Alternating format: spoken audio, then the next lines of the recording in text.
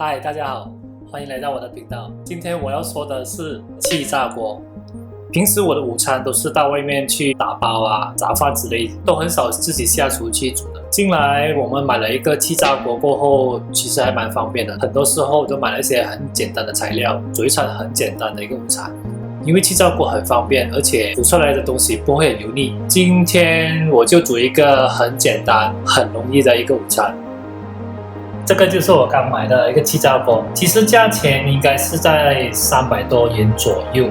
这个是近期另外再买回来的不粘锅的，另外加上去的。这一个呢，这就是原装的，它本身已经附带来的。因为这一个我们要清洗的时候很难清洗，因为它是网状的，用了过后要清洗这一部分很难清洗，所以我们就买了这一个。材料很简单，我只准备了一个灯笼椒，还有一块鸡胸肉。好吧，现在我先准备我的材料。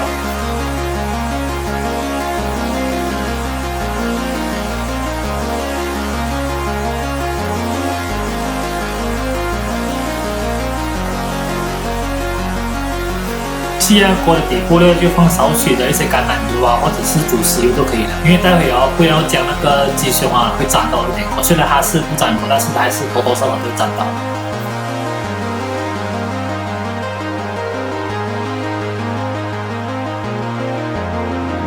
鸡胸里面呢，我就会放少许的盐，还有一些蒜米粉。白胡椒，过后就可以把它上去烤炉了。开始的时候设置在200度，过后调大概5分钟。其实都蛮简单，大概全程用了10多分钟，加上准备材料、清洗啊，大概是20多分钟。就算你煮是肥肉也好，或者是大腿肉也好，出来的肉绝对不是很油腻的，多余的油已经去掉了。唯一的不好了，就是你会听到那个气炸锅的声音很大声，而且每次炸了锅的后面都会有出一些油烟出来，在这里。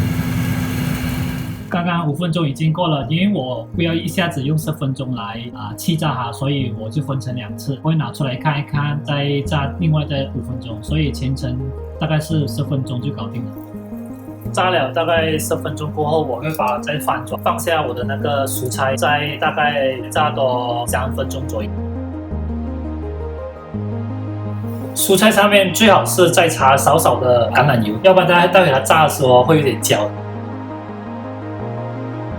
少小的配料，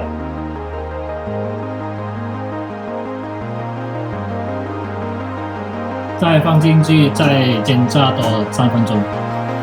好了，这就是我气炸出来的成果了。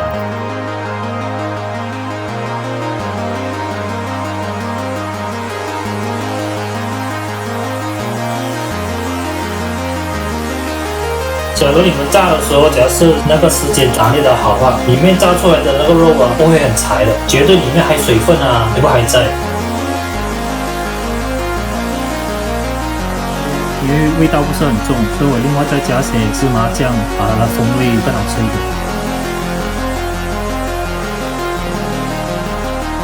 好了，这就是我今天的午餐了。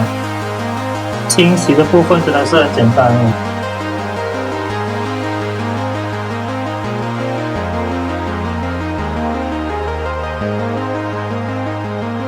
今天影片就到这里为止了。假如你们喜欢今天的影片，记得按个赞、分享，还有帮我 subscribe，然后去吃午餐了，拜拜。